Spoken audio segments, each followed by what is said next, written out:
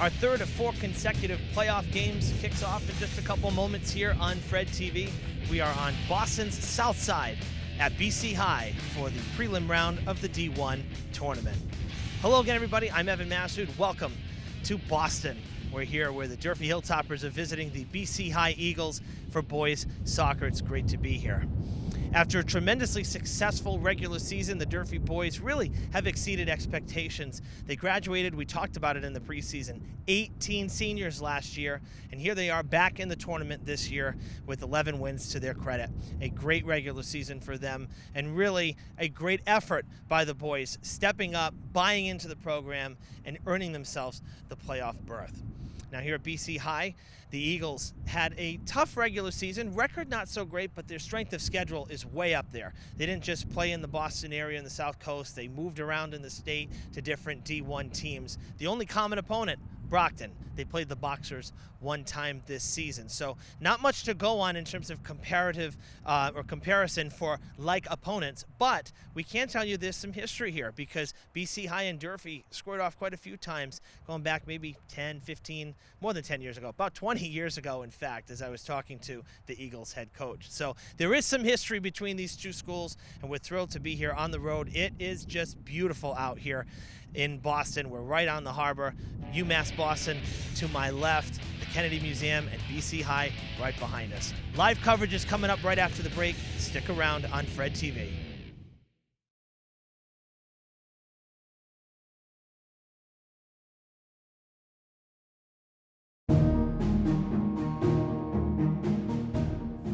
Hi, I'm Kristen Cantara Oliveira. I'm a member of the Community Preservation Committee and the Historical Commission. Welcome to the Lafayette Durfee House. I'm David Jennings, curator. Built in 1750, this is one of the best living history representations in Massachusetts. Judge Thomas Durfee, the original owner, was also an admired patriot. Judge Durfee made sizable purchases of equipment and weapons to outfit Revolutionary War soldiers, including his own son. Generals and Minutemen frequently met here for secret and strategic military planning. But by the 1970s, the home's significance was largely forgotten and it was slated for demolition. Preservationists rallied, first to fund the restoration and secondly to resurrect interest in the heroic Durfee family. The original frame and foundation are intact. Craftsmen worked tediously to repair or replace decorative elements. Visitors are encouraged to handle artifacts and work alongside artists. The Lafayette Durfee House is included in the National Register of Historic Buildings and exceeds standards of the Secretary of the Interior. However, time continuously ravages the one-of-a-kind structure. Grants from the Community Preservation Committee, as well as monetary contributions, spearhead the efforts of tireless volunteers. CPA funds have supported thousands of significant projects in Massachusetts. Thank you for your continued interest in community beautification and betterment.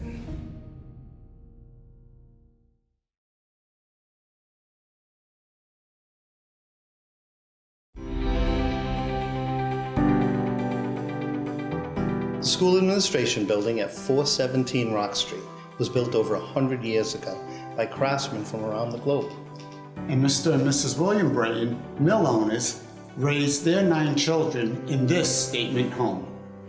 Decades later, the property became too costly for a single family and was gifted to the Fall River School District. Architects reconfigured the 22 rooms to accommodate administrative staff. By 2018, this historic structure was compromised, eliciting mold and water damage. Once dubbed the last big house on the hill, this extraordinary piece of architecture was in poor condition. Care was shown to restore artistic elements, including the circular railing and banister, chair rails, crown molding, antique and oak flooring. And the building is now handicap accessible. Roof work was the primary concern for the Brayton House. This new pitch surface directs water to a modernized drainage system. 10 years ago, Fall River residents voted to adopt the Community Preservation Act, which allows for a 1.5% surcharge on property tax bills to incentivize history, travel, diversity, and recreation. CPA funds have supported thousands of significant projects in Massachusetts. Thank you for your continued interest in community beautification and betterment.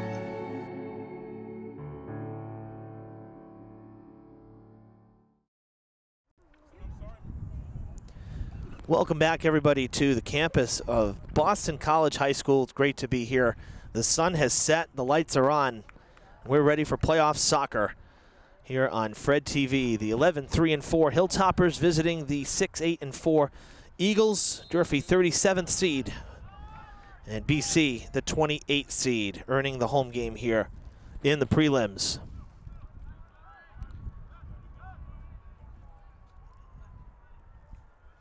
Talked about it in the open there. You know, Durfee kind of exceeding expectations this year, graduating so many players. Last year, you know, there was a little bit of an unknown as to, you know, where this team would be at coming into 2022. But with 11 wins, Durfee getting into the tournament, doing their thing. Great to have them back in the tournament again. Samft sending it towards the net, tracking, and a great play there, picking it out of the air. Jake McConville, the sophomore keeper for the Eagles, grabbing it out of the air as Durfee had pressure coming. I think that was Bersequo on the far side there, trying to get his head on it and unable to. We'll run down the starters for the visiting Hilltoppers tonight. Jack Govan, number 3. Crispin Sokol, number 4. Lenz Bersequo, number 6. Sergio Dias, number 8. Dominic Esteves, number 9. Landon Medeiros, number 10. Goalie, number 12. Xavier Ignacio. Andrew Samft, number 15. Gilberto Correa, number 16. A chance for Durfee early, and they got to send it. Sails over the net. Thomas Gonsalves, number 18, and Evan Cavallo, number 20. And for the Eagles, starting today, number 6, Colin Daly. Number 8, Jack Gibbons. Number 10, Matt Studley. Number 12, Chris Curran. Number 13, Luke Scott. Number 18, Del DeBona. Number 20, Jackson Morse. Number 21, Jamari Cavallo. Number 24, Liam Heffernan. Number 27, Elias Novina. And in goals, we just said, number 99, Jake McConville. Hilltoppers led by head coach Tiberio Mello, and the Eagles led by head coach Billy Ryan. It's nice to meet Coach Ryan pregame. BC here, for me, at least in the last 10 years of working, never seen the Eagles. I know we talked about it again in the open that, you know, there is some history between these two schools going back before my time here. But you know, Coach Ryan familiar with the Hilltoppers and the program and the school and whatnot. So, but this year, the only common opponent, as I mentioned, is Brockton. And BC saw them once. Of course, we saw them twice, being a conference opponent.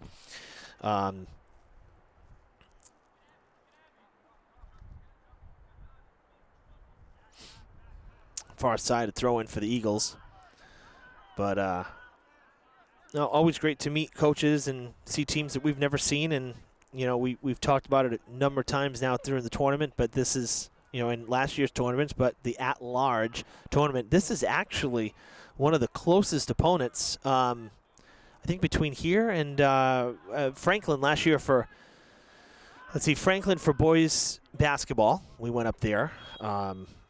That's an opponent we could have possibly seen in the regular season, being part of the Hockomock. And then for baseball, we saw BR.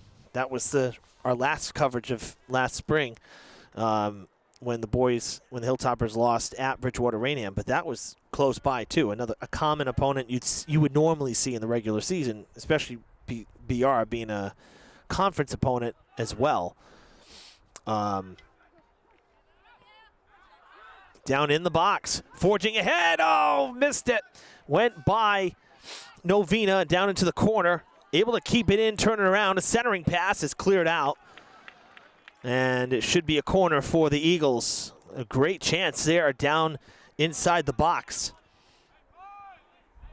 And you see the big tank out in the backdrop there. right by the water here in Boston. Header, close play, goes past the goal and it is cleared out. Bursaquo trying to settle.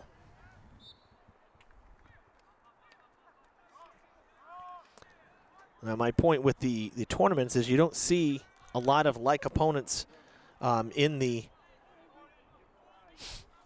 tournament, because there are a lot of D1, for us, a lot of D1 schools, of course, in Massachusetts, but not a lot down close to us.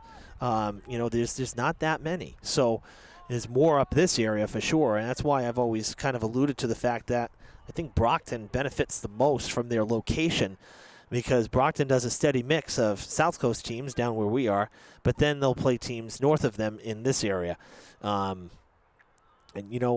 The records may not always, for Brockton, they may not always have the best record when you compare it to a Durfee, but their opponents are usually a higher division, which makes it a more challenging schedule.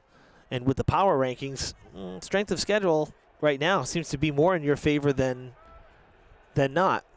And a good example is, with BC High. Just the 6 wins, but plenty good enough because of their opponents, plenty good enough to still get into the tournament. Inacio will send it away. It was just an absolutely gorgeous day today, just like yesterday. As it is right now, the sun has gone down, and it says 66 degrees here. Very, very light breeze, if anything. A chance here for Durfee down the field. A foot race, gets the shot, and it's blocked, and it'll go out of bounds. Nice save by McConnell. From our angle, though, still looked like it might have been going right of the post, but too close to let it just go. So now Durfee with a corner here on this near side. Oh, no, it went out on the sidelines. Excuse me, I thought they were going to be kicking it.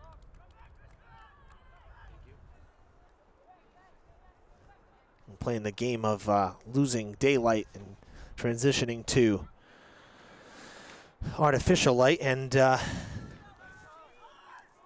having to kind of play with the luminance here.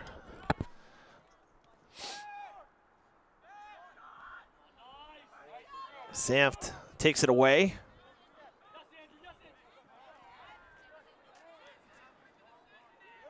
Taken down, they'll play on. No fouls there.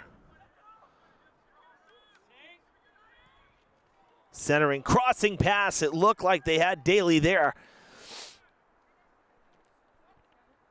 Bursaquo back to the middle of the field for the Hilltoppers. Got it to Correa.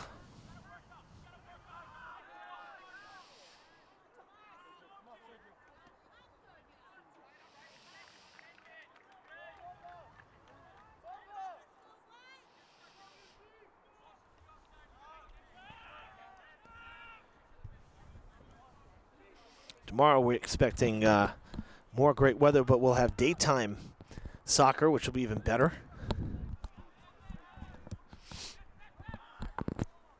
Well, primetime game is always great, but Saturday afternoon tomorrow at Peabody for the girls' game. The Hilltoppers going to visit the Tanners. And should be another day like today. Should hit 70 degrees easily, all sun.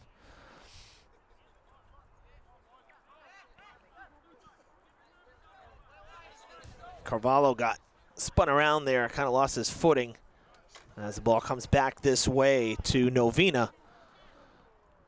Good pass down into the corner. Curran centering it again. A crossing pass. Header, and it's good. No! Was it blocked?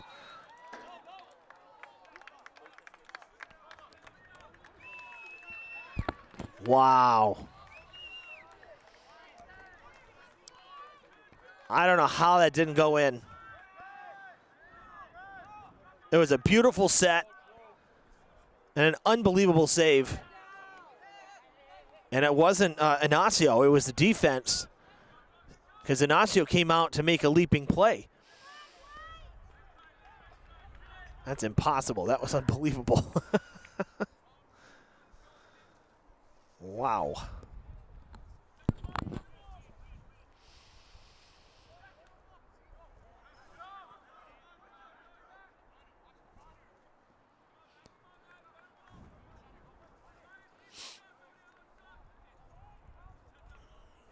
Well, last year for the first playoff game for Durfee, we were in Shrewsbury as part of the boys soccer field hockey doubleheader that we had, and the boys won that one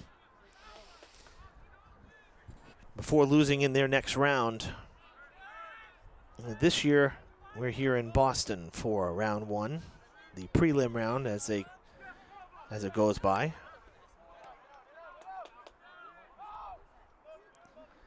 Back towards McConville, the goalie.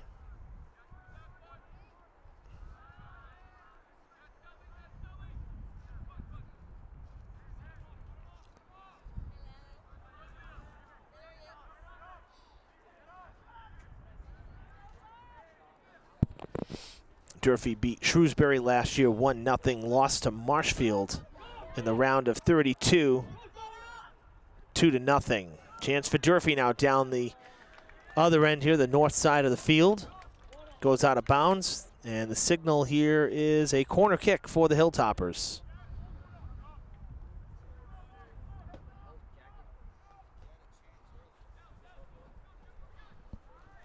From the far side.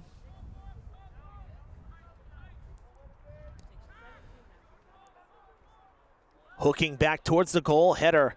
Nice play by the defense of the Eagles. Bersaquo trying to keep it down in the box. It's coming now towards the near side, and it will go out of play. Durfee will have the throw.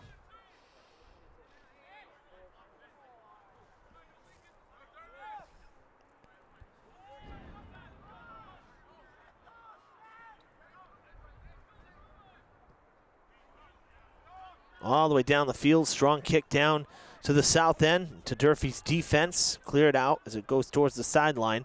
Eagles coming up now, soaring into the offensive push. Chance here, and it is going to be just wide left. Inacio with the save.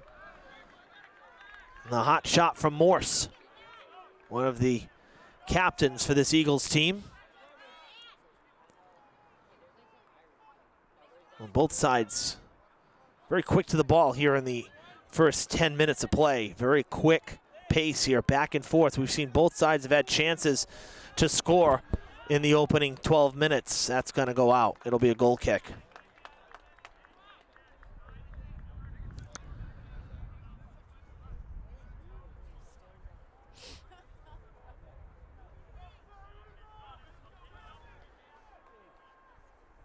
Little lower of an angle today, you may notice, and partly because we're actually out in the elements here. They're redoing, you see it now on your screen, all the bleachers on the far side being redone here at the stadium. And so we're out in the, what was, I believe, I think this is the visiting side, really. So, no press box today, so we're grateful there's no rain, otherwise we wouldn't be here. Free kick for the Eagles towards the goal, and Inacio hangs on to it despite some contact. And he'll throw it in. Good, strong throw to Bersaquo.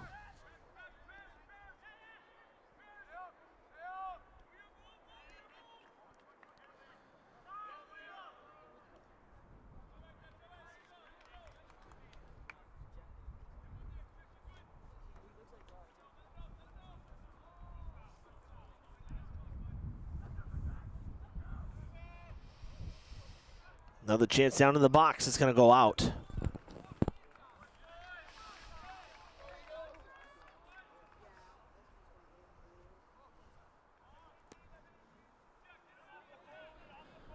Corner for the Eagles on the far side. A whistle coming in here. The official going to talk to, looks like going to talk to Morse. No, Novina, excuse me. Novina was in the goal. This one played on the ground, shot taken and through the uprights, over the netting, over everything.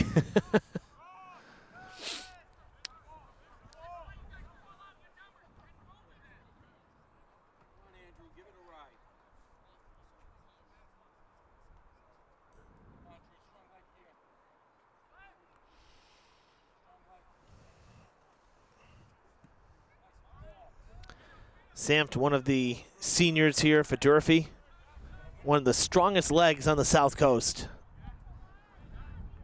He gets more distance on, a straight up free kick than most around here. Free ball for Durfee from the Eagles side of the field.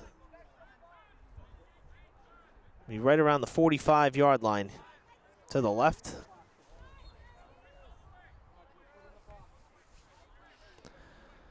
Line drive toward the box, and it's going to sail out of play. Hooked a little bit, and out of reach.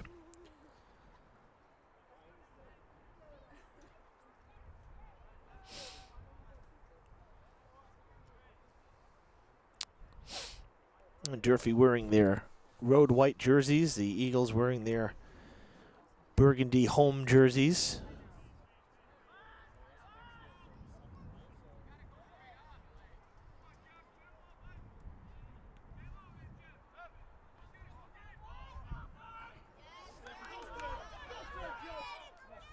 Foot race to the ball. Oh, man, both players taking each other out. And a yellow card being issued.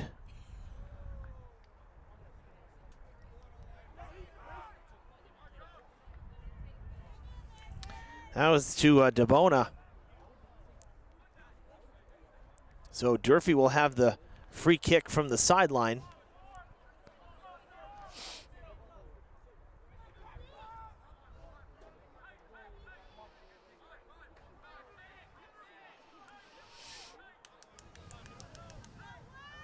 It's always an interesting spot to kick from because you're not, you're right on the 45-degree angle. It's different than a corner. If you can place it right and get somebody there. On the ground, loose still, shot taken, and it is outside of the goal on the side of the net. And the signal is a corner. It went out off of the Eagles.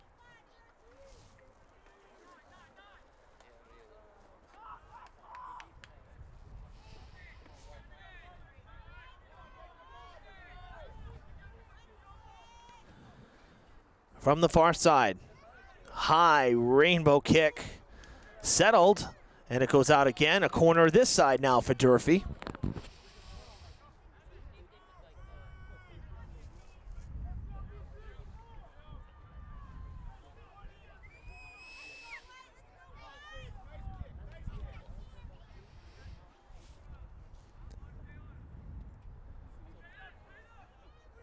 Picked out of the air by McConville. Nice play.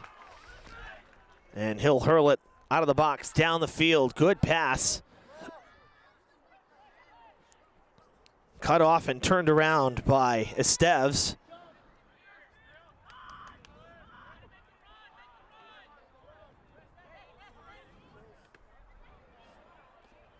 Govin trying to keep it in.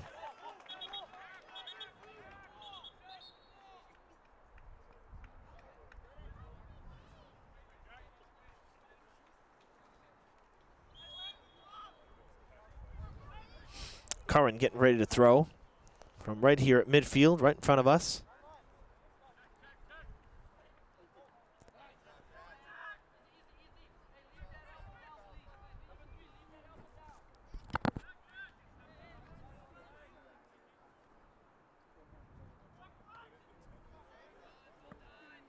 Another throw in for Curran.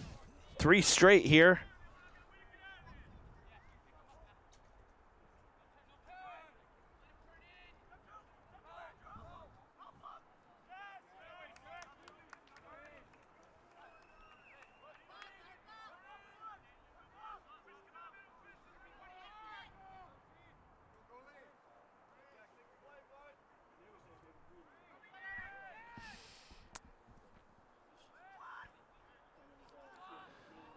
Still in the box. Bounces in the air. Eagles trying to settle, and it's cleared.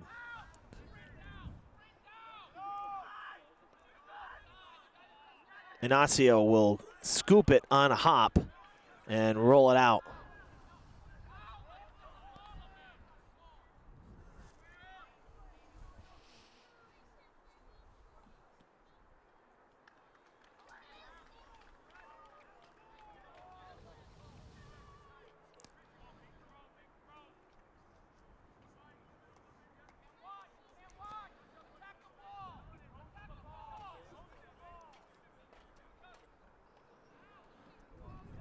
Loose down low, a chance, and a block by Inacio. Blocked again from the ground. And it leaves the box. Wow, great play. Goal is open. Hilltoppers clear it out. Inacio came out to try to make the play, and the ball went past him. And some hold your breath moments there for Durfee fans. The defense backing up their goalie.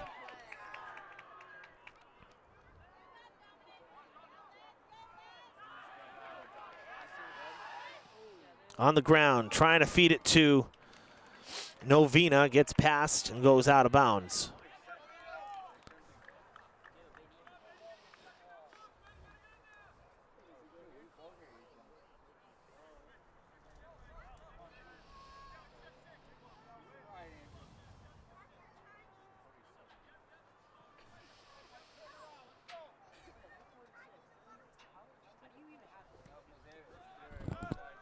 That'll land past the 50. Bursiquo cuts off the defender. It gets tripped up, and that'll draw a whistle from well up the field.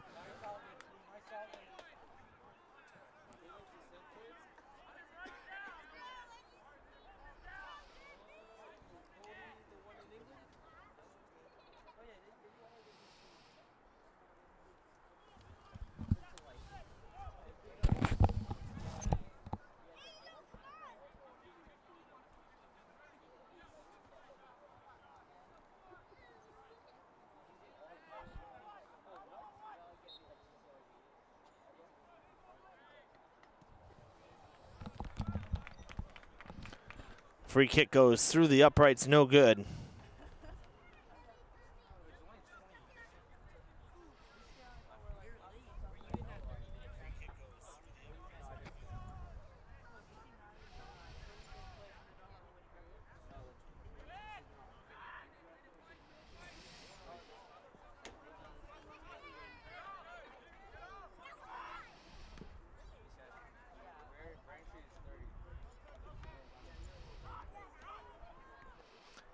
Oh, past the halfway mark here in this first half.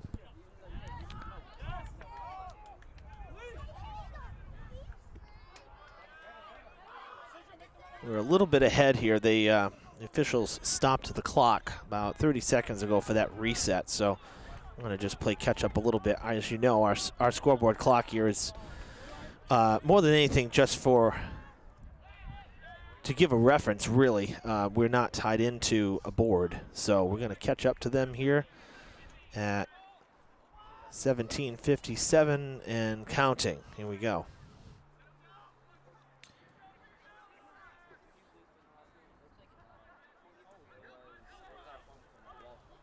Great first half so far, I would say. We've seen some great chances for both sides. Inacio able to trap it and regain control of the ball. He's been tested in this first half. Great punt. That is going to go well past the 40. It's sent back by DeBona, who's back into the game after the card.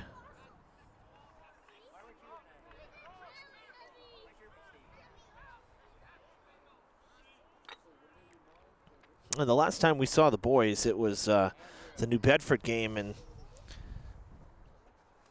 I know when we were done with it, I was less than thrilled with the outcome, even though it was a tie. And it was such a frustrating game to watch. A chance here, snagged out of the air by McConville.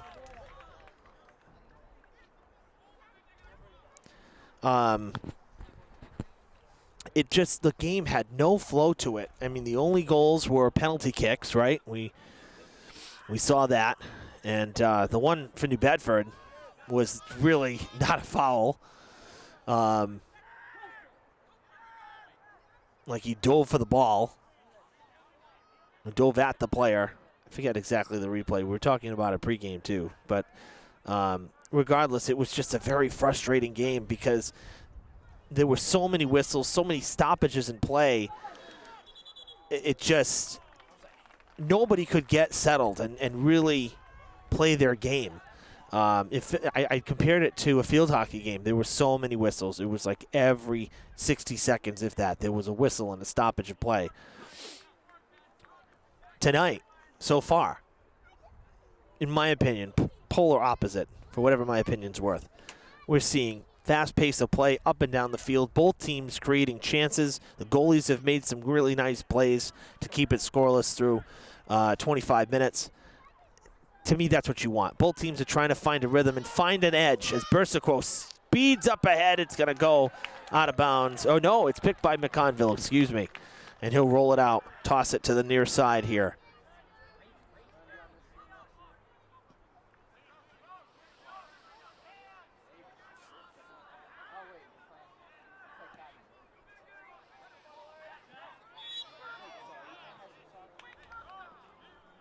Infraction against Novena.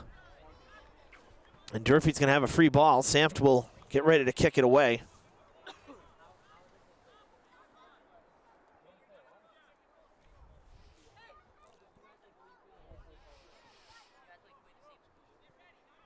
Another good strong kick there from Samft. Targeting Cavallo.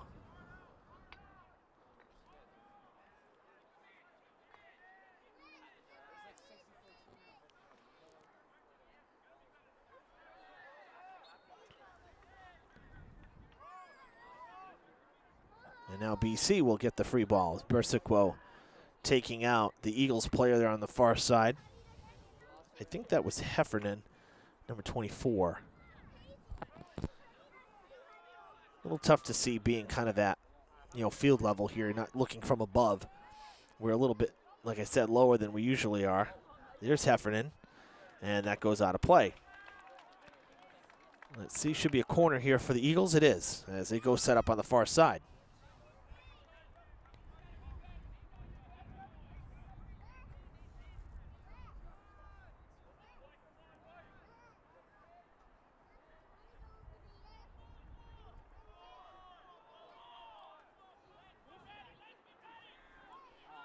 Oh, they're going to fake it, playing on the ground. And it goes out of play.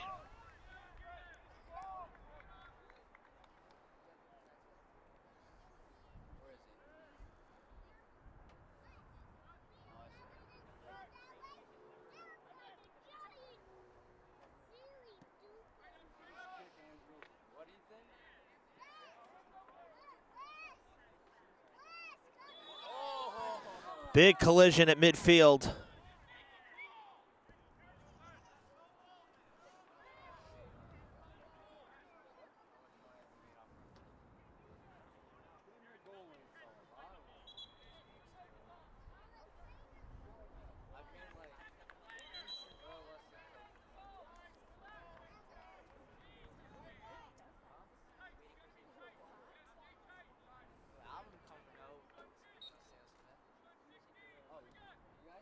Shot wide of the goal and picked in the air by McConville.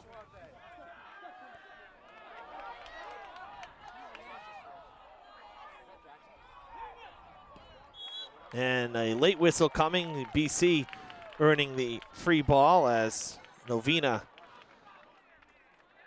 went down. He and Govan have been going at it on this side of the field, one-on-one.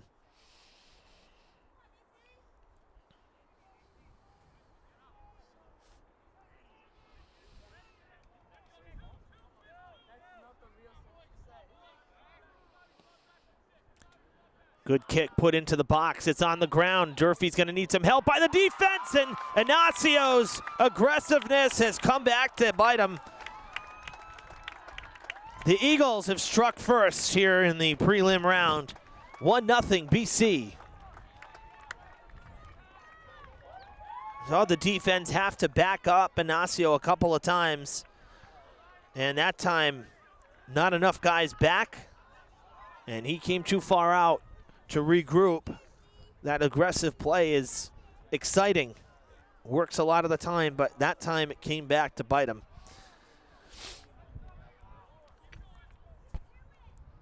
So the home team with the 1-0 advantage here.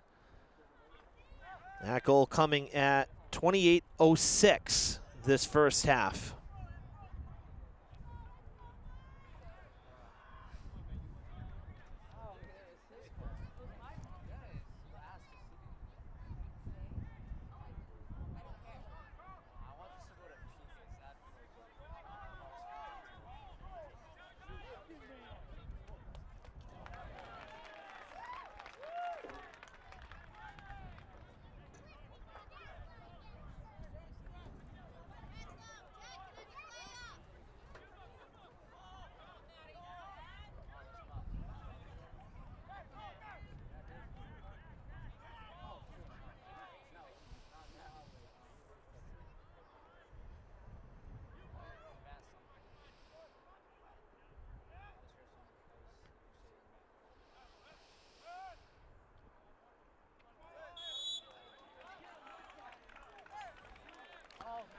A little bit of a ticky-tack call there, but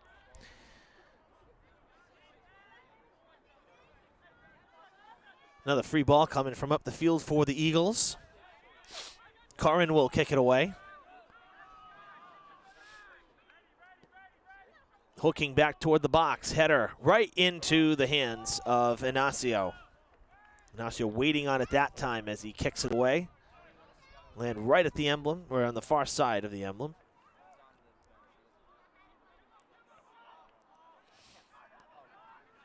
The stadium lights here, also kind of the new style. We see them at Dartmouth High School as well. They're LEDs, and they're slim. They're just flat. So the light beam comes from inside them, and then there's like this visor. It looks like a baseball cap, basically. That's what it looks like, a bunch of caps on the on the stanchions. And then they use mirrors to deflect the light down. And it's bright. I'll tell you, these lights are really, the field is well covered here. Really no dark spots except for really the far corners are probably the one spot where it's a little bit darker, like where the flags are. But that's, you're talking outskirts, the boundaries. And that's because the light stanchions are a little bit, I think they're a little bit further towards the field on that far side. Whereas on this side, they're back from the field a little bit more.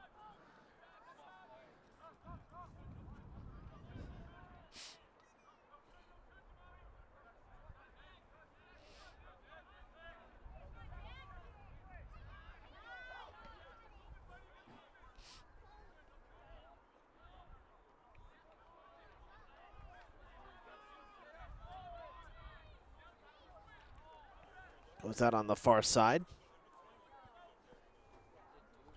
Under 10 minutes here in the first half.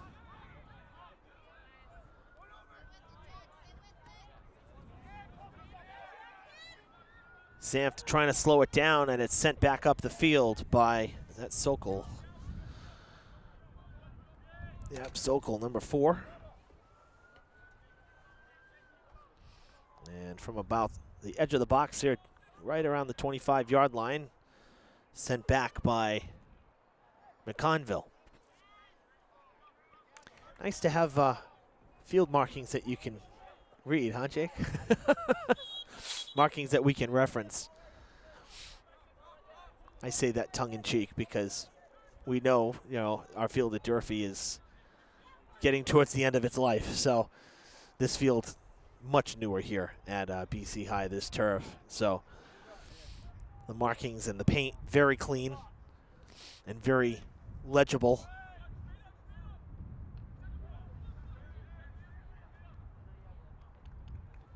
It's kind of a double-edged sword because, with a carpet like this, with artificial, over time it's going to wear down. There's only so much you can do. But there's no landscaping that's needed. There's none of that kind of care that's needed. There's some maintenance, but minimal compared to real grass. And there's so few that play on real grass now. They're well in the minority of schools who have real grass versus a field turf like this. The downside is that a field turf like this, after about 15 years, it needs to be replaced, and that's you can't just go and start sprinkling in some fertilizer and some grass seed to fill the spots that are dead. It doesn't work that way. So there's positives and minuses, pros and cons to everything. I think the benefits of the artificial turf, if you get real good one, I think there's more benefits than there are negatives. But Dartmouth's still. I have to say, Dartmouth is a different kind of compound, I guess you could say. It's thicker. It's the most grass-like I've ever walked on. Now, Beth Arguin, the field hockey coach in Dartmouth, she said it actually is a little worse for field hockey because it's thicker. It slows the game a little bit because it is more of a real grass feel. It's more for soccer and football than it is made for a field hockey situation, whereas this is more like what we have at Durfee. It's a little bit more all-purpose. It's a little shorter, so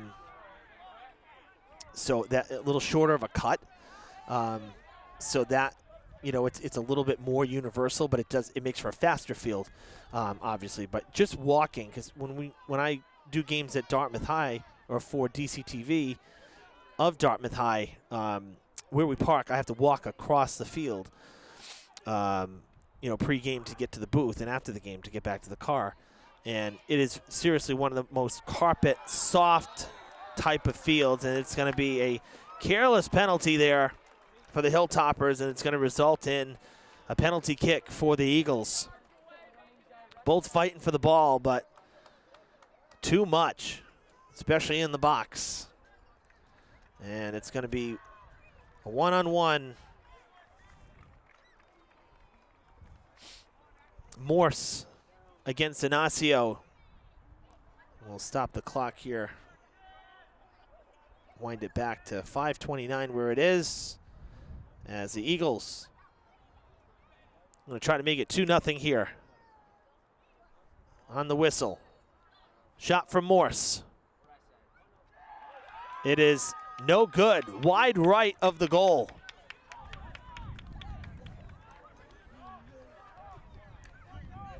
And we're back underway here. Clock is rolling.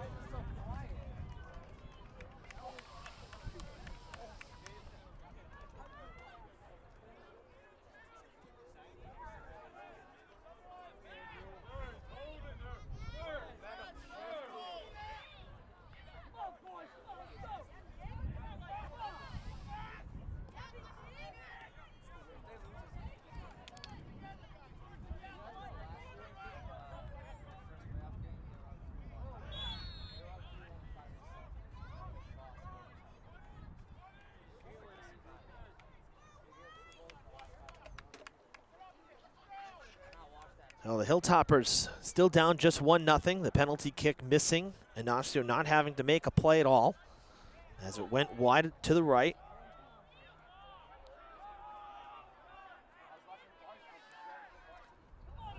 That's a push. I'm surprised that didn't draw a whistle. That was more egregious than the penalty in the box. I mean, it was still a penalty, but that was like a full body check and no whistle.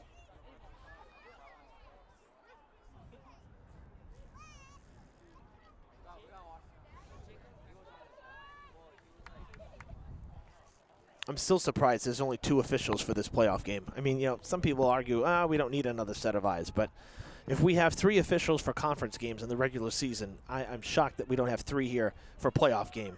That one put on net wide right. It goes out of play, out of reach for both McConville and Landon Medeiros. Under 5 here at BC High in this first half.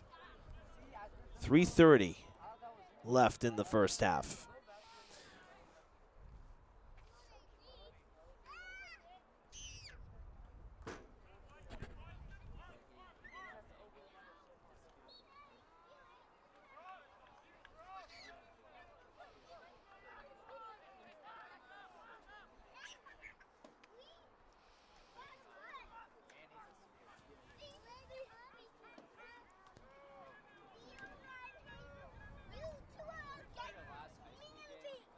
Waiting on a free kick, headed right back where it came from.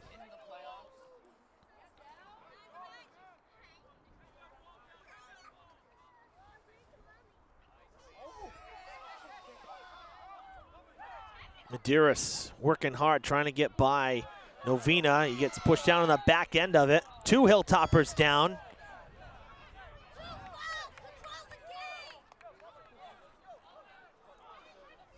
Some of our visiting Durfee fans not too pleased. Looked like 2 fouls right there. Definitely one. And our officials now going to talk about it.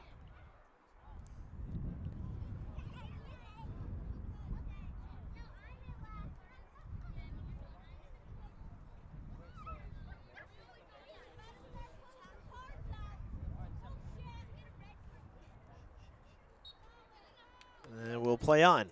Free kick, Sampt sending it into the night sky. Headed by McConville. Out of the box, it's missed up front by the Hilltoppers, and now backtracking to midfield, another whistle. I've seen a lot of stoppages. You know, I shouldn't have said anything. But you know what? In a 1-0 game now, right? First ice was drawn by the Eagles. And now the aggressiveness is going to come out a little more because Durfee's playing from behind as the clock stops here in the stadium at 2 minutes. We'll keep it rolling here for reference. Little chip shot left of the goal. Header towards the goal line. And the Eagles can't keep it in. Should be a corner for Durfee here late in this first.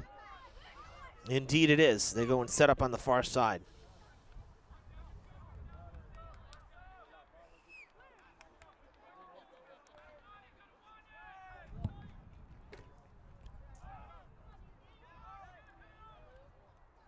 Leaves the box. Govin trying to settle it. He does. Nice play by Govin to try to get it back on the offensive push. It'll come back now towards midfield. A strong surge on the far side by Heffernan is broken up, and it goes into the bleacher area.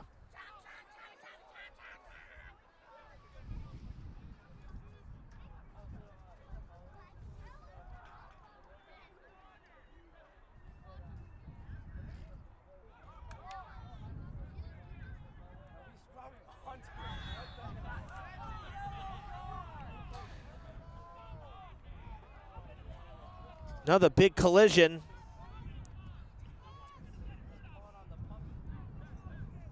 Durfee coach is not happy about it.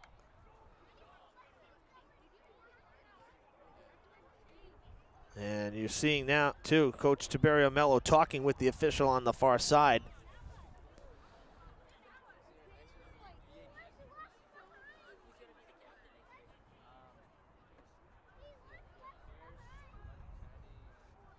Bit of a heated exchange there, to be quite honest with you. You don't see the official. I mean, that made me think of like a good old, baseball manager and umpire argument right there.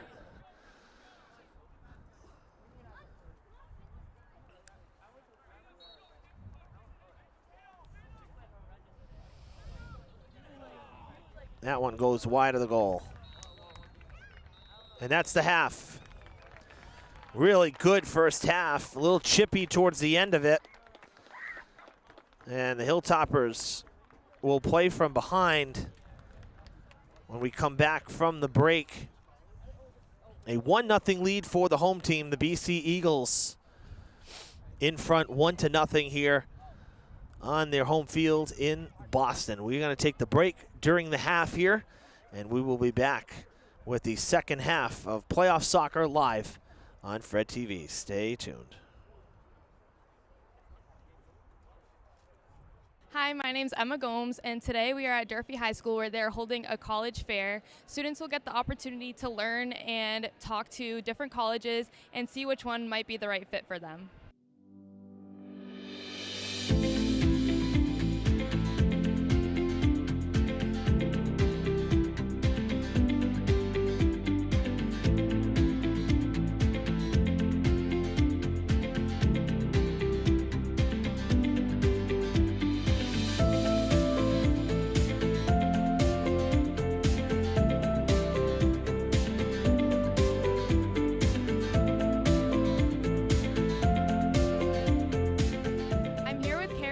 The head of the guidance department, and we're here to ask, why do you guys continue to put on the college fair here at Durfee?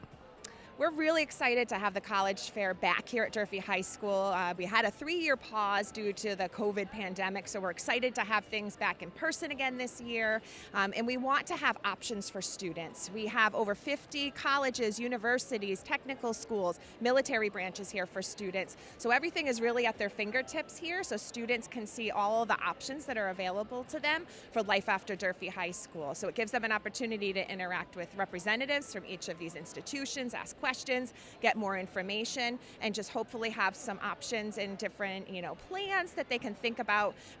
We usually target this fair for seniors, but we do have students in all grade levels that have been coming and attending the fair with their teachers. So as much information as we can give to students to be able to have a plan, the better.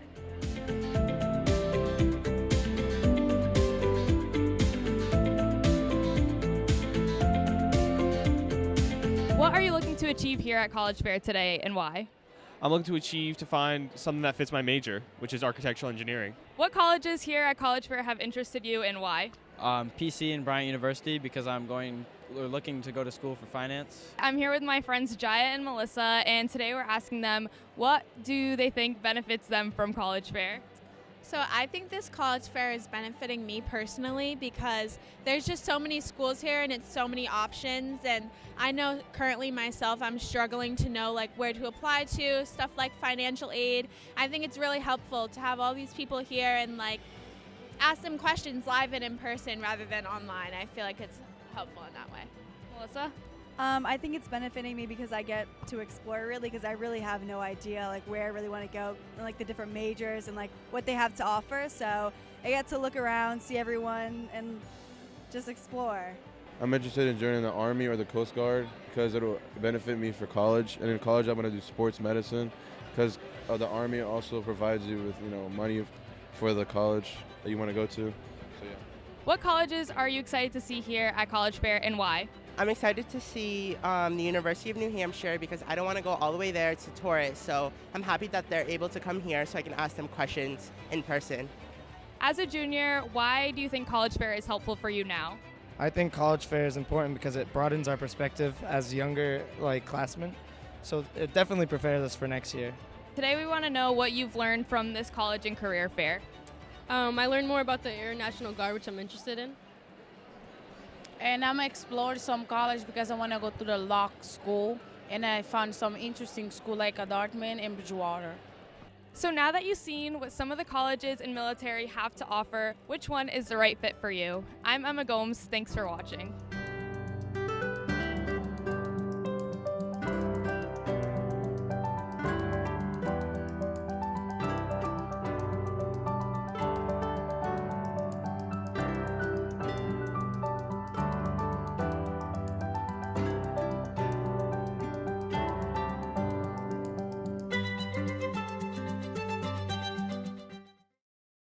Hi, my name is Laura Ferreira. I am the Director of Traffic and Parking for the City of Fall River. As the school year begins, we want to remind everyone of the school zone safety laws. Crosswalks are here for a reason, your safety. Please use them. Always wait for a crossing guard to stop traffic and escort you safely. Drivers, please use caution when entering a school zone. 20-mile-per-hour speed limits are strictly enforced as mandated by state law. By being respectful and patient with one another, we can all arrive at our destination on time and in one piece. Thank you for your attention. If you have concerns or questions, please contact my office at 508-324-2123. Let's have a wonderful school year.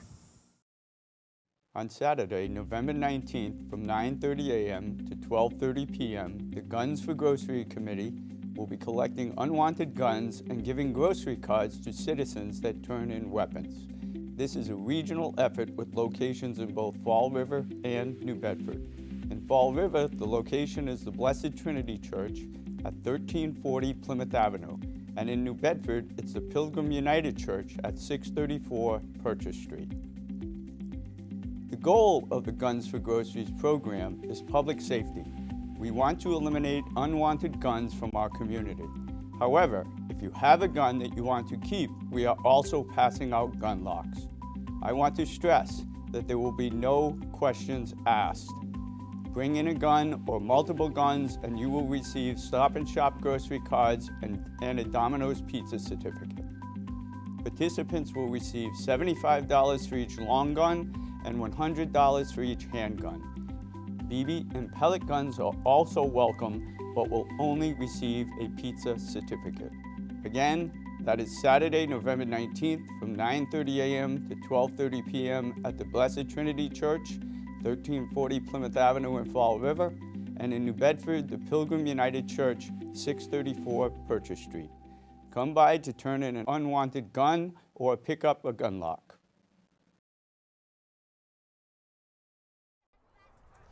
Welcome back, everybody, to BC High. The Hilltoppers have broken their huddle. The Eagles just heard 1, 2, 3, so they're ready to rock and roll as well. Things got a little chippy in the end of the first half. If you are tuning in a bit late. Really, right after BC scored the first goal of this match. That's really when it started. I mean, again, makes sense, right? Sudden death playoff game. If you're playing from behind now, you're going to look for an edge. You're going to have to turn it up a little bit, get a little more aggressive. And there were fouls from both sides. I'm not just saying that, you know, Durfee was being over-aggressive. That's not true at all. But this is, we'll see how things start. You know, set the tone early in the start of the second half, these final 40 minutes. See if Durfee can tie it up, and we'll see if the Eagles can score another and start pulling away. We'll wait and see. Getting ready to start it off, though.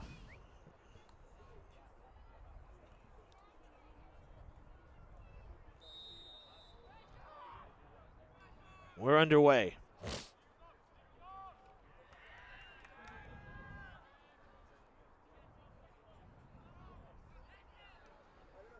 This is a prelim game. The winner will play in the next round, the round of 32, against Arlington, the number 5 seed. They were not beaten in fall 2022. Their record here, 14-0-3. Needham is the top team this year, 15-1-2. But down this game at the very bottom left of the bracket here in the prelims. And Arlington, as I said, would be the next. And they'll host, obviously, being number 5. So they will host the next round game. As we've switched sides here, of course, to start the second half.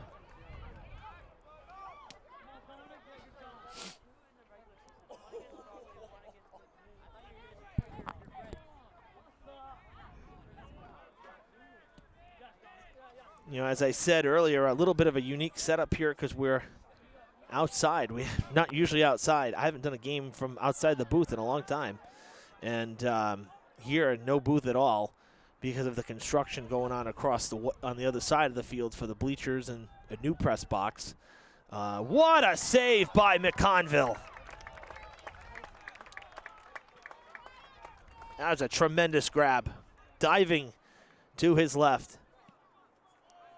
Yeah, just want a quick shout out to Athletic Director Tom Conley and Assistant AD Dan Colbin for helping us out, making us feel welcome here, and making sure we have a spot to do our job. So really appreciate it. Communication's key, right, with everything, and we always make sure if we got a visit, I always make sure I communicate with the hosting athletic department, because it's not our place, and people do it with us as well, and we always appreciate that. As we had a radio station visiting for the Brockton football game back in last weekend. So it's all give and take. It's all the same thing. Everybody works together, So it was we had the radio station from the Sports Exchange, WATD Sports Network. We're there to broadcast the Brockton Durfee football game. So they let us know well in advance and changed up the booth setup just a little bit, but plenty of room, and made everybody able to work and have enough space so that I don't bleed into their broadcast, they don't bleed into ours, PA doesn't affect us, the whole bit. It's all in the interest of working together. Header, and it is good! Buried into the corner. Liam Heffernan with the Eagles' second goal. And it comes at 3 minutes, 22 seconds here in the second half. Perfect pass from the far sideline, and he buried it off the head between the post and Inacio. I don't think people realize how difficult that is, what he just did. That is a tremendous goal and gives his team a little breathing room here at home. Sudden death playoff game. Now up 2-0. Sokol will send it back to Inacio, who kind of toes it out, soft lob.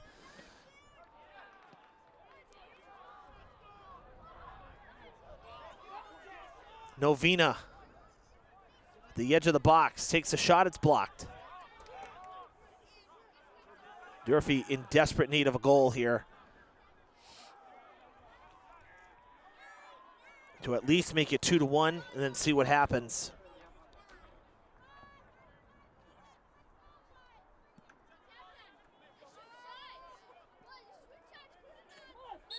Out of bounds, and Heffernan called. Durfee will throw in.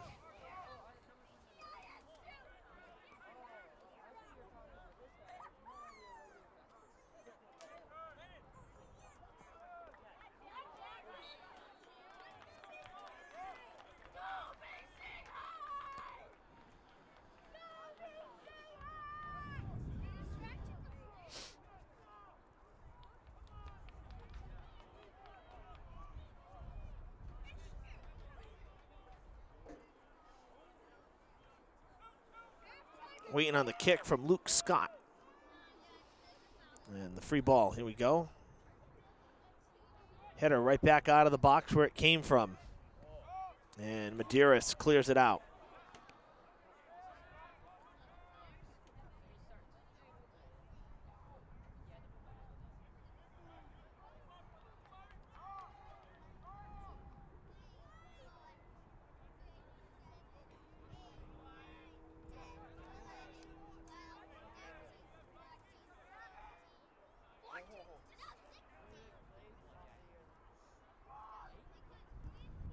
Down in the far corner.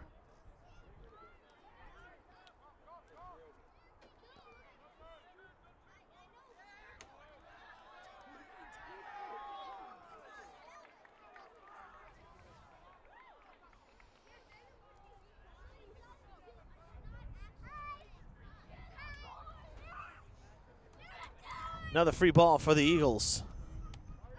Yeah, tripped up on that far side, right in front of their bench.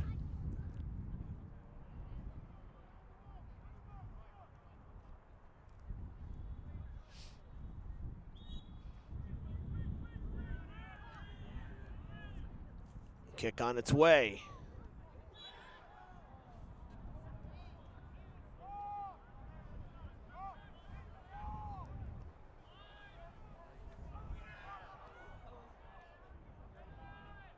That'll go wide right.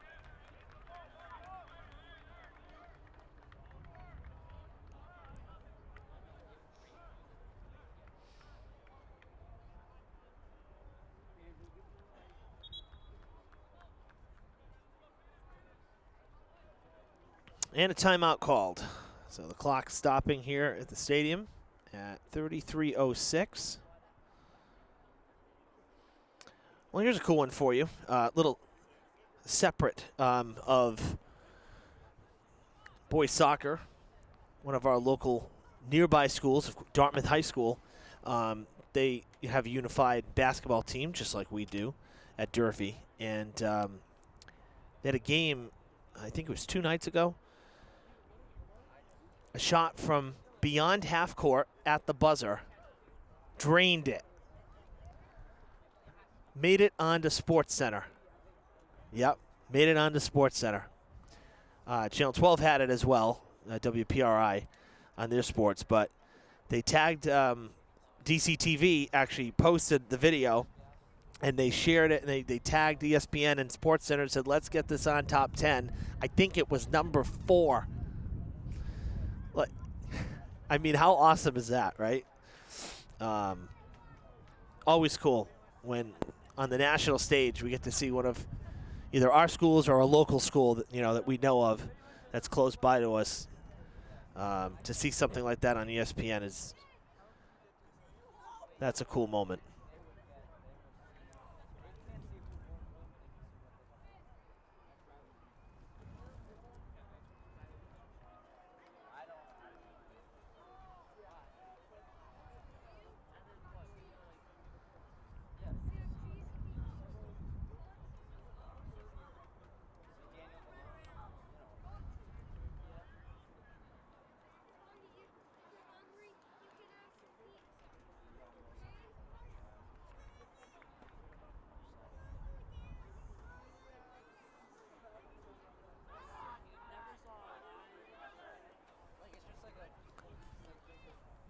Both teams heading back out.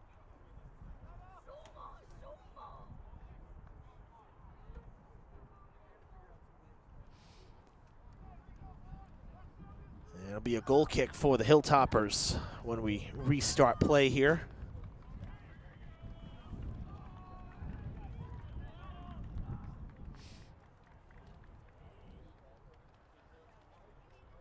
Looks like it'll be Sanft kicking it away. And the clock has started. Here we go. 33 minutes left. Durfee down 2, needing a rally. Kicking into the wind here this time. Wind's kind of coming a little bit from the expressway, from the south and west. Light breeze, nothing crazy. Enough to make me change coats, but nothing crazy.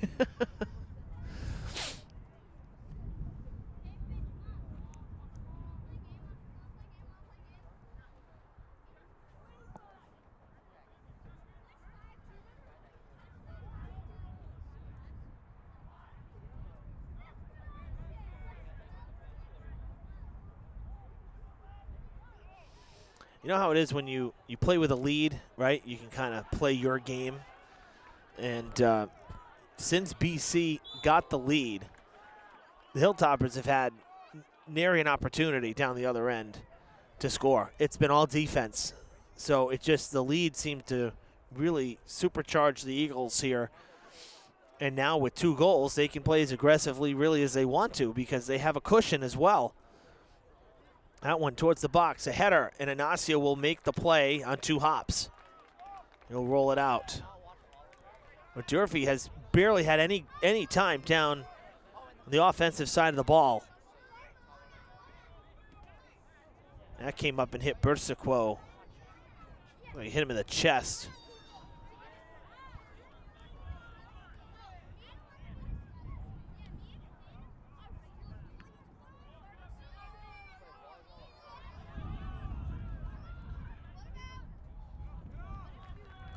Out of play.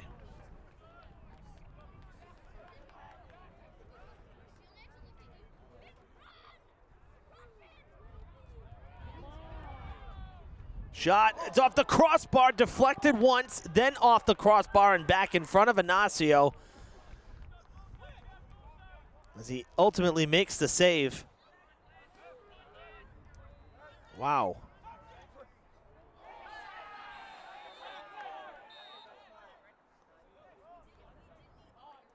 And we're going to have a card coming our way here.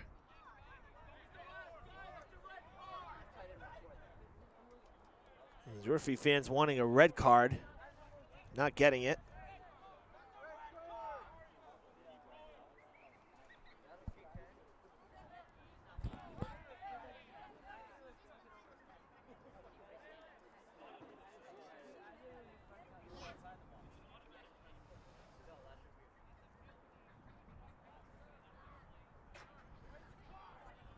And it happened, it appears, just outside the box, so it's not a penalty kick.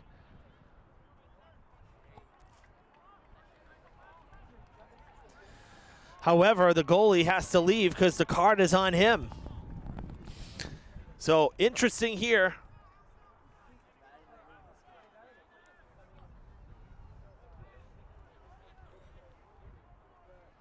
So it looks like that's the backup goalie. That would be Connor Daly. That's what Coach Ryan told me pregame. If they needed a backup, it's Daly. So Medeiros will kick it. They'll get to build the wall because it was outside the box. So the players 10 yards up can make a wall of defenders. And then the backup goalie, 0-0, Daly, in for McConville.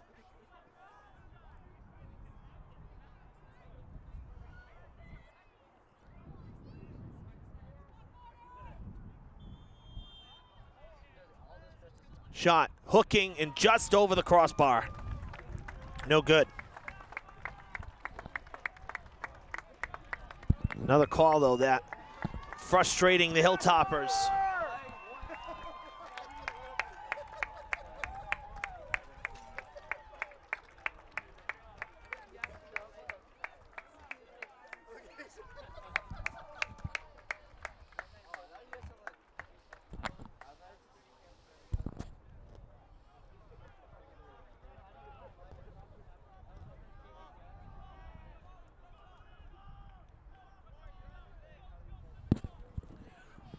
McConville back into the game, and his kick gets right down the field, cleared out of bounds.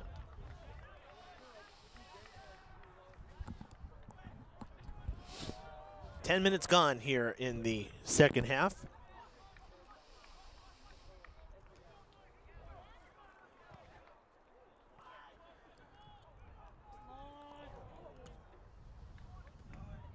That's going to go over everything and to the parking lot, or the edge of the track, rather. There you go. Fence held it.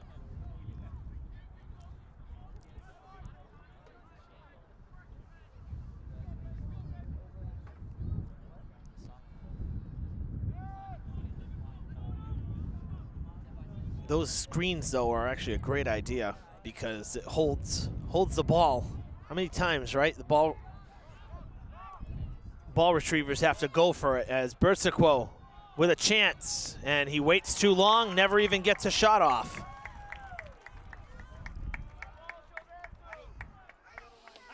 Gonna be, everybody's retreating. Durfee not even gonna get a corner kick out of it because it was deflected off of Bersiquo, so wasted chance there.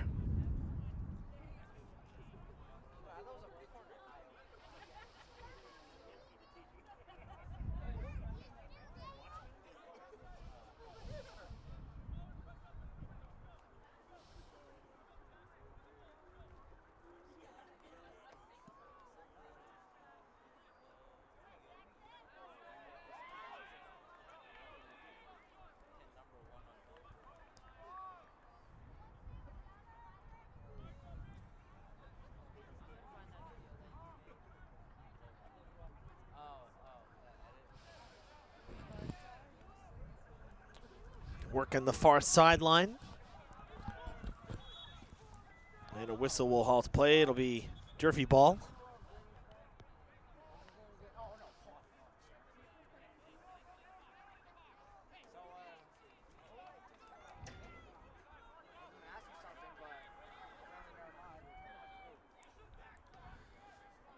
Line drive kick toward the box, and it's gonna roll out of bounds right on the side.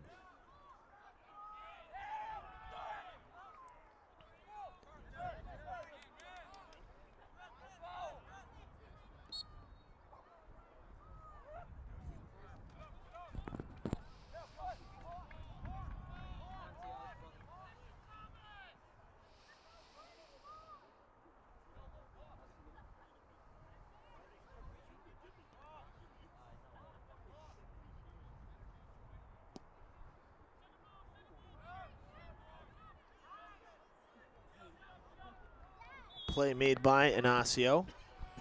Whistle sounds as he grabs it.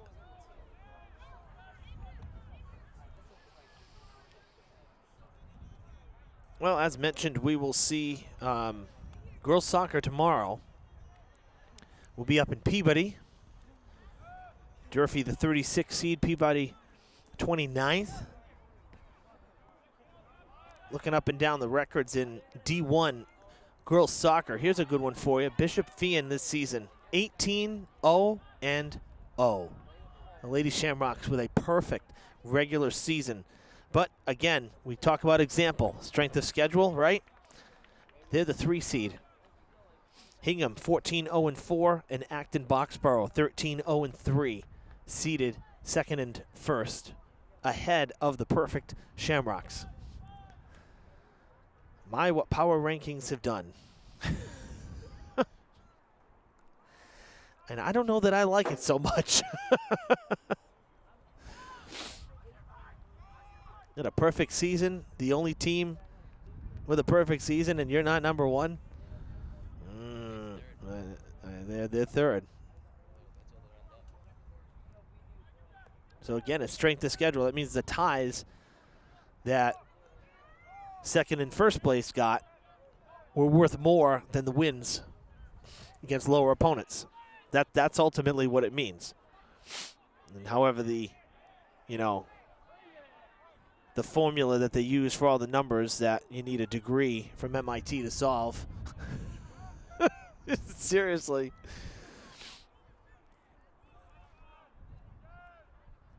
I mean, I'm good with numbers, but I've looked at how they're supposed to calculate power rankings and the value of each game and whatnot, and it is, I've looked at it multiple times, and I still can't make sense of it. It's not, there's so many equations and variables to it. It's almost like, it makes me wonder how it's even able to be calculated, seriously. Obviously it is. I'm just making the point that it's not just, okay, wins and goals scored and whatnot. There's so many different percentage points that they use, and so we let the MIAA handle that and just find out where we're playing. That's the best way to do it.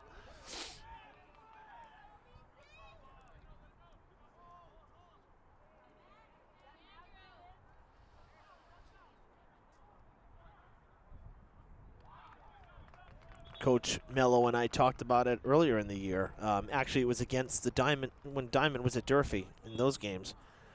Because last year, I've used this as an example before, the Bengals lost their first 8 games, which were out of conference.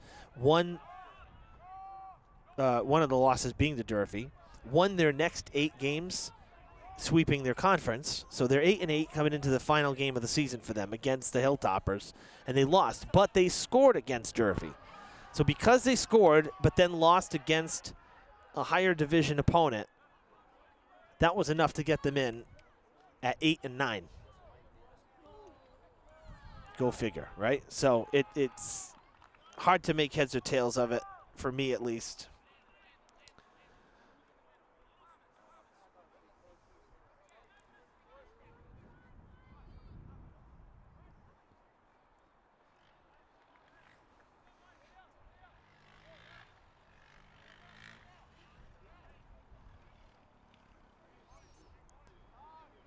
Bengals boys were scheduled to play tonight at 8 o'clock up here in Boston, Excel Academy. So they haven't even started yet. They're in Revere, to be specific. We should go up there and get highlights. We're already halfway. We're more than halfway there.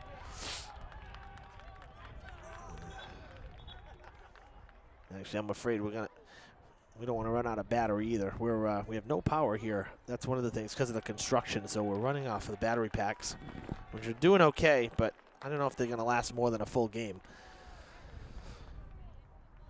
But yeah, 8 o'clock start. That's a late game. Tonight was supposed to be Diamond's homecoming night. I believe it still is. And except, well, they trying to, ask for some courtesy, and apparently Excel Academy was unwilling to budge. As the team as the home team, they get to choose. So I know one thing is that, at Diamond over the years, they've always been flexible, and the Hilltoppers athletic department has always been respectful and understanding of the school's scheduled events when picking dates to host. So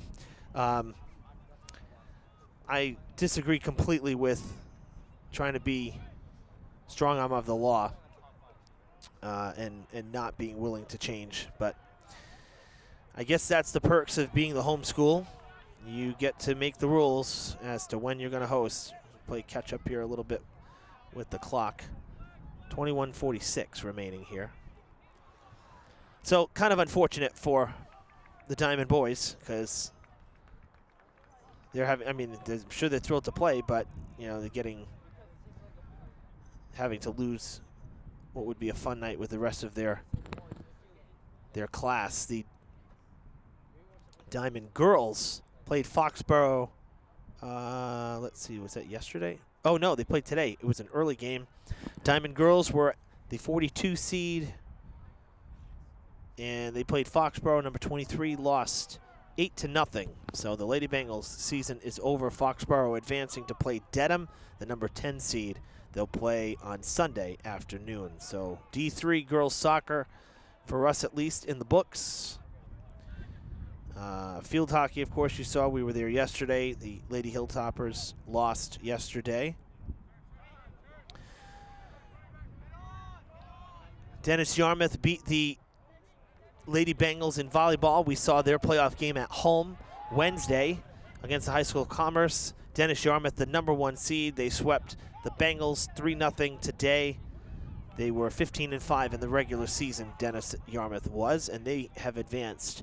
They'll play on the 8th, which is Tuesday, awaiting the winner of Groton Dunstable versus Essex North, 16 versus 17. That game very likely just wrapping up. It was a 5 o'clock game. So the Bengals season in volleyball has come to a close as well. Some scores from around the area, and we are 20 minutes away from this one going final, as the Eagles hold a 2-0 advantage. Hilltoppers have really struggled offensively since the Eagles' first goal, which came late in the first half.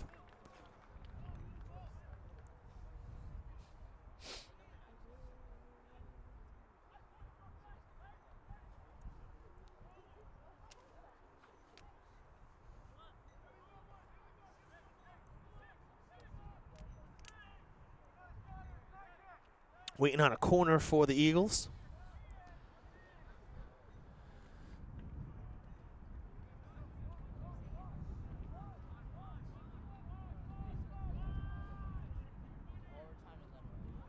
Header off the crossbar and out of bounds. And it went off of a Durfee player, so we'll redo the corner.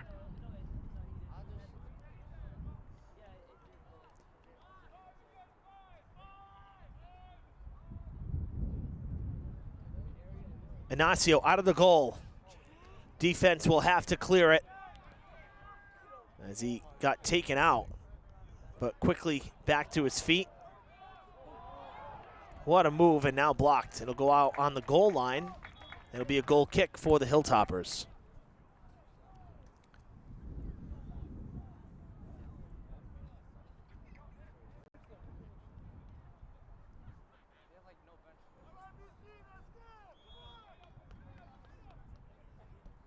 Samft letting it fly. Landing right here on the near side, out of bounds.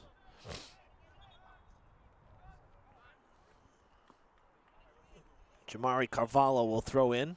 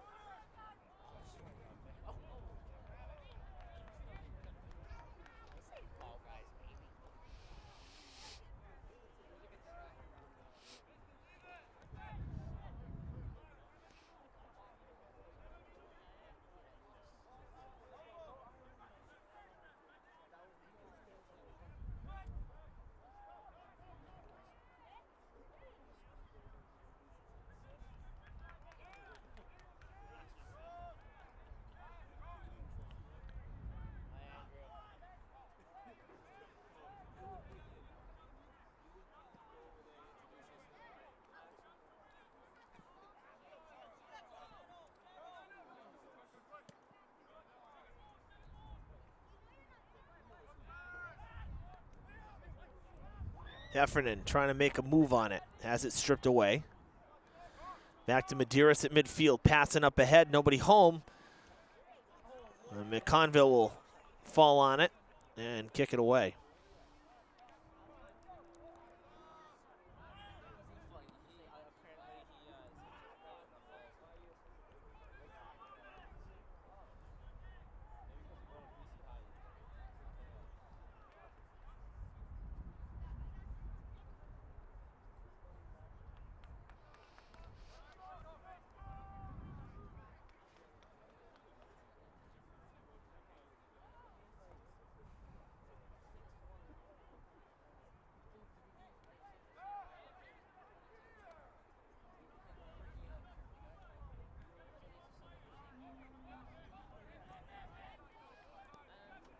What a nice fake there.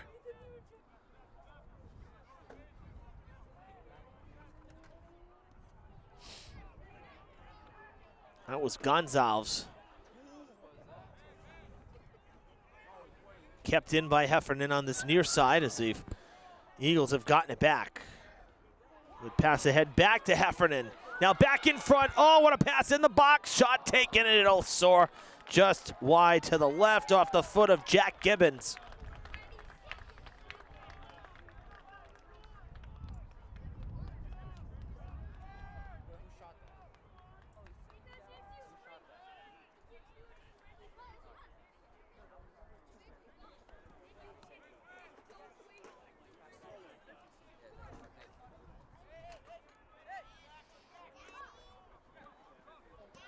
Pass on up ahead now and cleared to the sideline.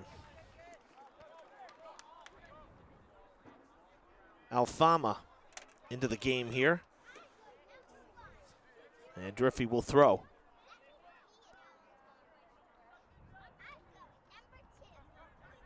Bersiquo trying to get around the defense, can't. And it comes back out of the box. Everybody bunched up in the middle, and it gets by, and it'll roll.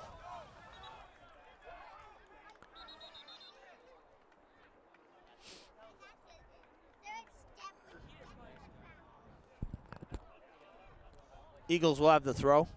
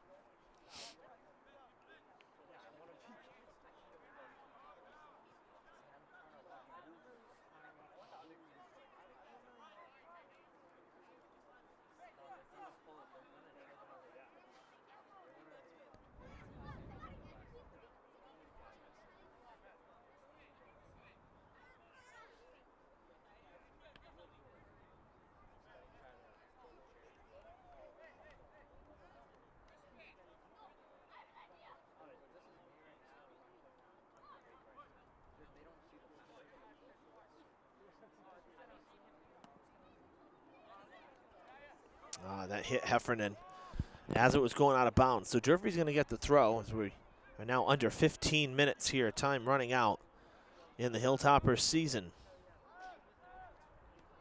Cleared out, heading towards the sidelines, and it'll one-hop the fence.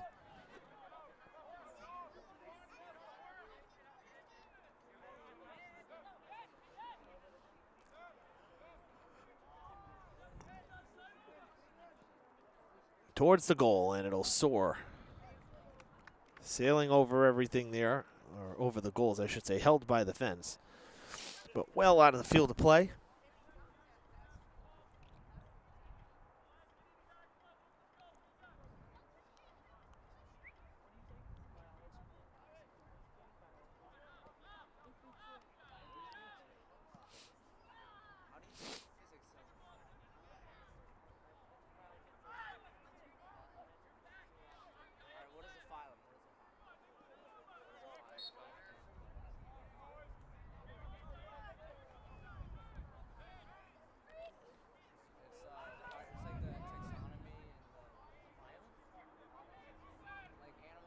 Back towards the box. Misplayed. Oh, tripped up now. Heffernan did, and it goes out of bounds. Almost got taken out there.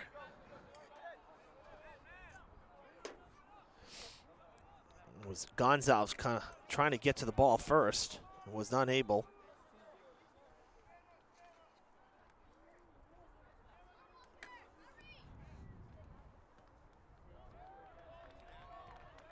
To play off of Marquez.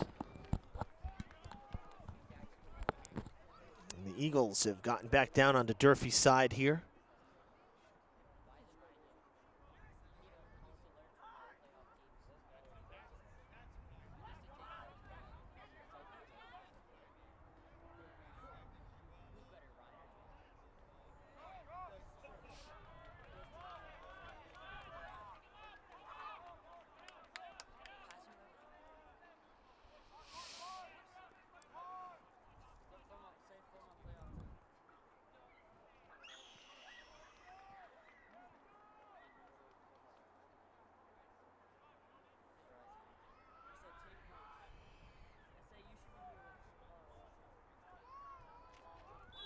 Got taken out, and that's going to be a free kick.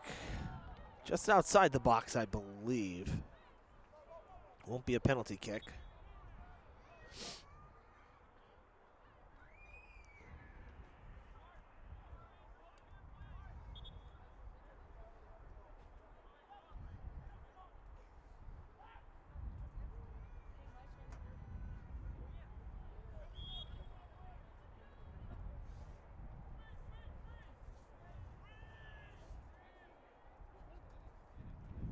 Towards the goal. Whistle, that's going to be waved off. Heffernan was there at the post. Under 10 minutes. That's coming towards the sideline. Medeiros keeps it in, runs into two Eagles, and he gets taken out. Tough collision there against Carvalho. And now Inacio will come out to kick.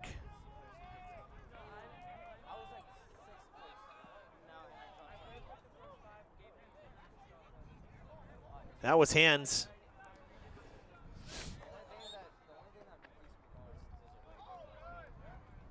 Hilltoppers, I think, got away with one there because it sure looked like Alfama had that one come up off the arm.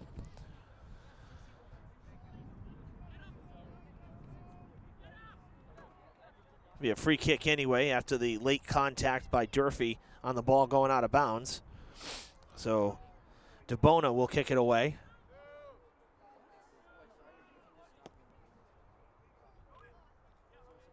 Header towards the box and cleared out on the sideline by Marquez.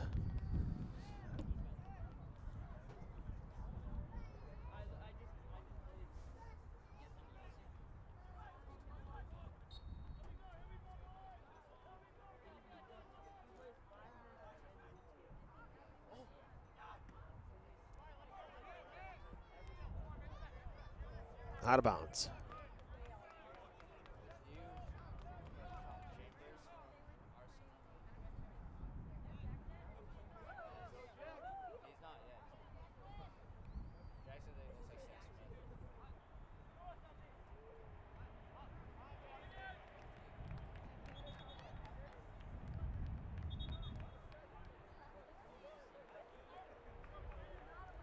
Couple subs coming in.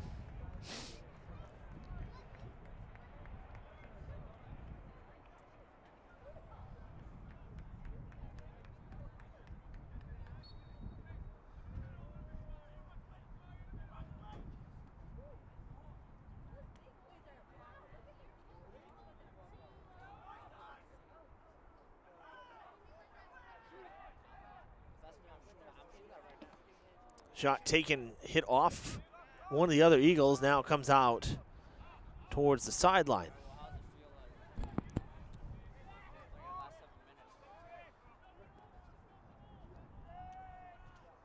Picked, oh no, loose ball, shot taken, and it's off the side of the goal. McConville came out, and it gave a chance for the Hilltoppers,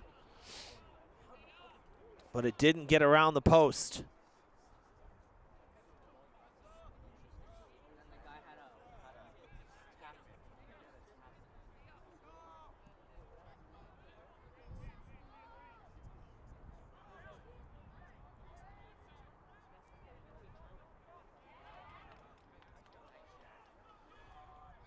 Oh, tripped up.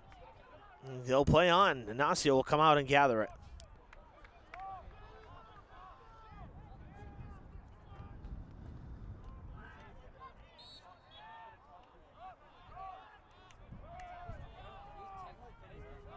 Free kick for Durfee on the emblem. Saft moving up the field. Coming up on the final 6 minutes here.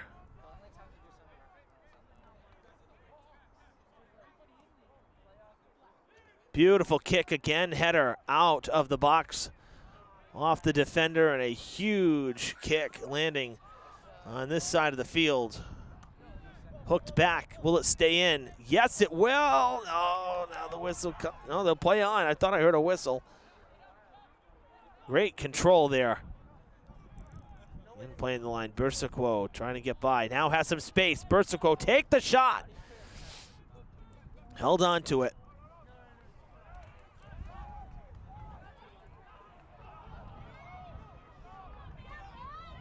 Ignacio, caused a collision. Marquez gets dropped to the turf, and Ignacio will gather it.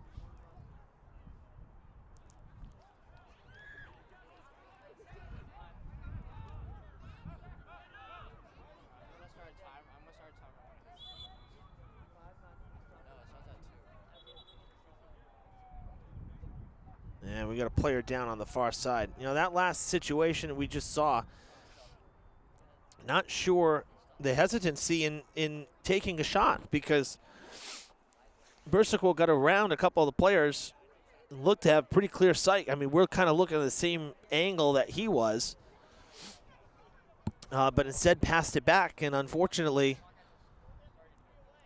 Durfee did not even get a shot off. But you know, the old adage, if you don't take shots on net, you're not going to get any goals. And I would have liked to see a shot taken from there. I mean, he was in the box even, so right on the corner of the box. So that's not a bad place to shoot from. The player down there was O'Callaghan, being helped off the field for the Eagles. And now we'll resume play here. Durfee will have the ball. Sanft will kick it toward the box. Sticking the foot out was Morse to block it. And we have 5 minutes left to play. As the Eagles looking like they will be able to move on here after what would be a prelim round victory against Durfee. Up by 2 in the very late stages here of the match.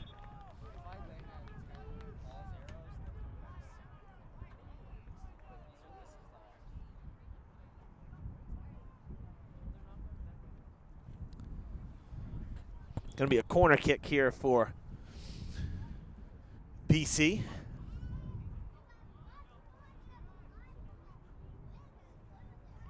Clock is stopped in the stadium at the 5-minute mark, as they usually do. Out of bounds. No good.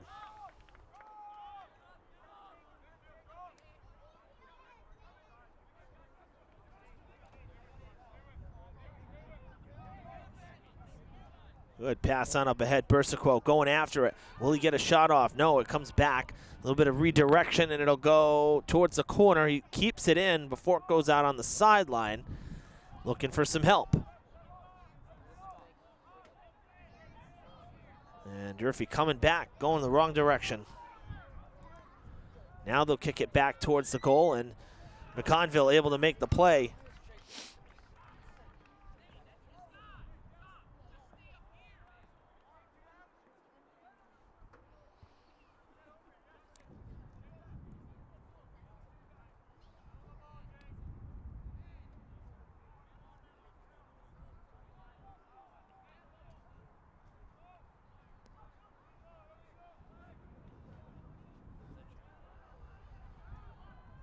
Shot taken and grabbed on the corner, right near the post by Ignacio. He's going to roll it out.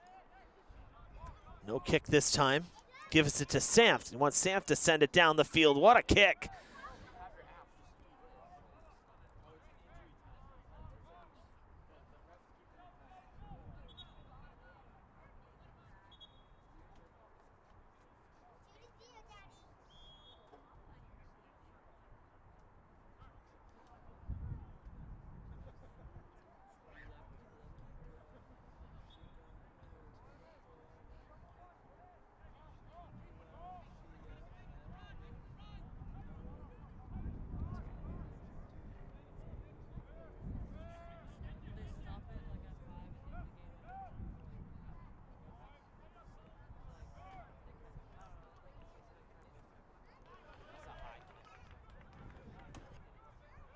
Scooped by Ignacio. Throws it out to this near side towards Gonzalez. And Gonzalez now trying to turn it around.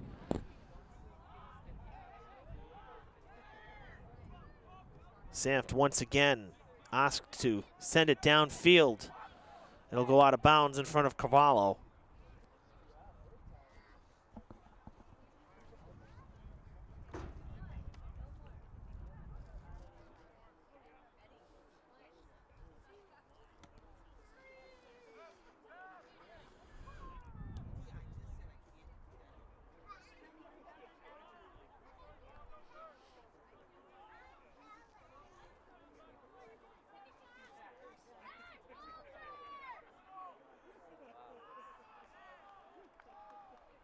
Collision there on the far side. And the Eagles, oh no, the Hilltoppers with a player down. And I think they stop, yep, we're stopping the clock here for an injury timeout.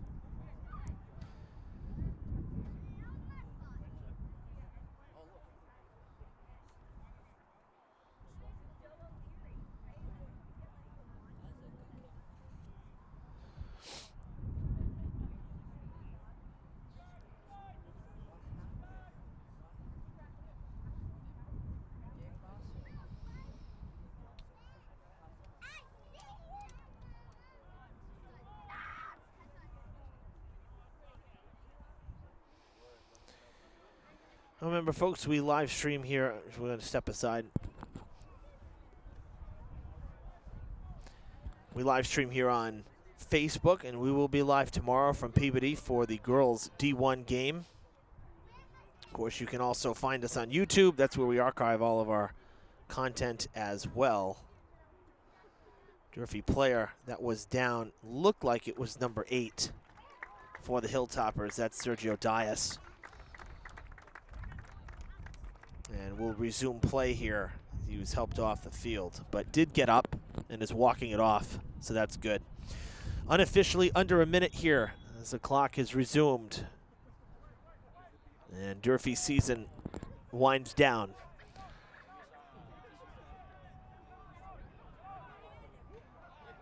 Broken up.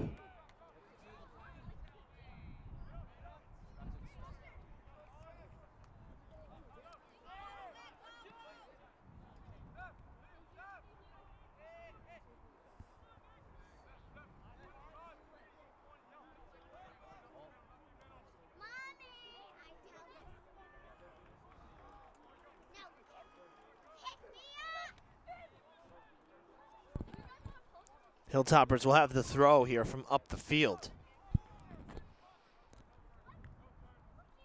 Kept in the corner.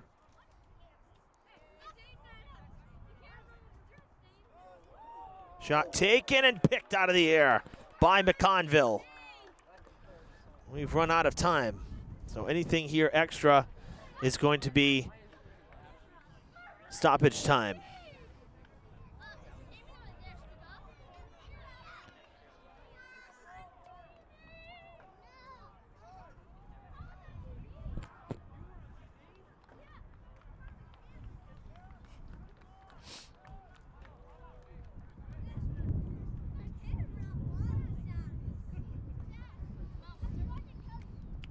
Eagles on the throw-in.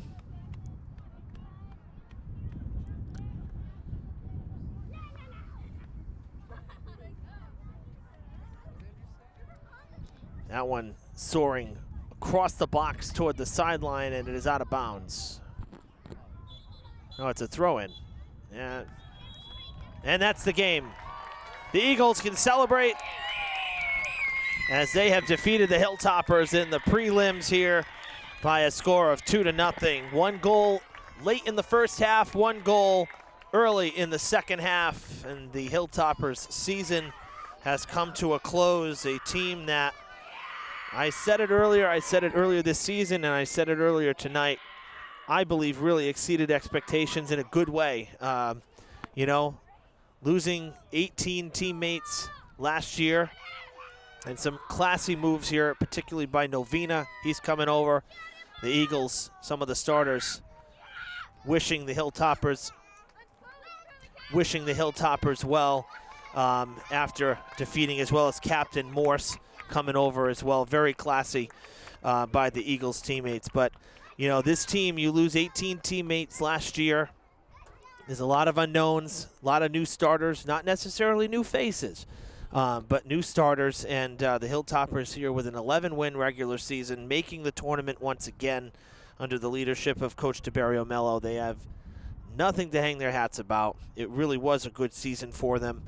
And, you know, unfortunately, though, quite a few seniors, I think there were 10 on this team this year. So there's going to be a lot of guys graduating again this year. And, you know, we wish them well as their soccer careers here at Durfee comes to an end. Well, for the Hilltoppers, one team left standing. That is the Lady Hilltoppers. We'll have live girls soccer from Peabody tomorrow, a 1 p.m. game. The Hilltoppers visiting the Tanners. We hope you'll join us then. Enjoy your Friday evening as we sign off from Boston College High School.